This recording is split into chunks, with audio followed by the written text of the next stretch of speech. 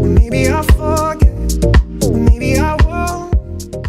Alright guys, so these are the supplies you're going to need. So I also need a food processor, but I just forgot to add that. So now you're going to want to get out a metal or a glass bowl. The reason being is because when we start dyeing this stuff, we don't want it to dye your plasticware. So if you use glass or metal, it'll come right off. So now you're going to want to put 2 cups of cornstarch directly into your bowl.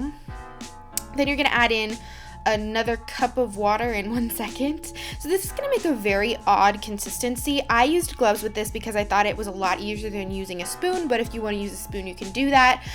Basically, you're just going to get your hands in there so that it's all one consistency, that it's just one giant mixture. There's going to be powder hiding underneath the bottom, so you're going to want to pull that up from the bottom, which sounds very gross, but you're going to want to pull it up from the bottom just so that there's no hidden powder underneath, so that it's not some very weird mixture.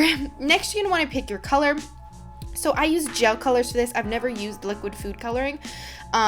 Gel just gives it a super vibrant color, and that way your powder turns out to be a lot more colorful. I don't really have a huge estimate on what amount you should use. Just put enough in until you get the vibrant color that you want. So the more you put in, the more vibrant your powder is going to be. So mix it and then set it aside overnight so it will be able to dry. 2,000 years later.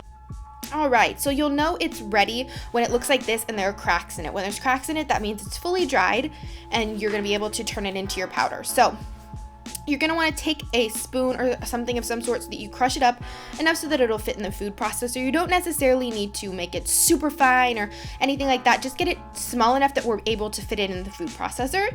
Then just throw it right on in there.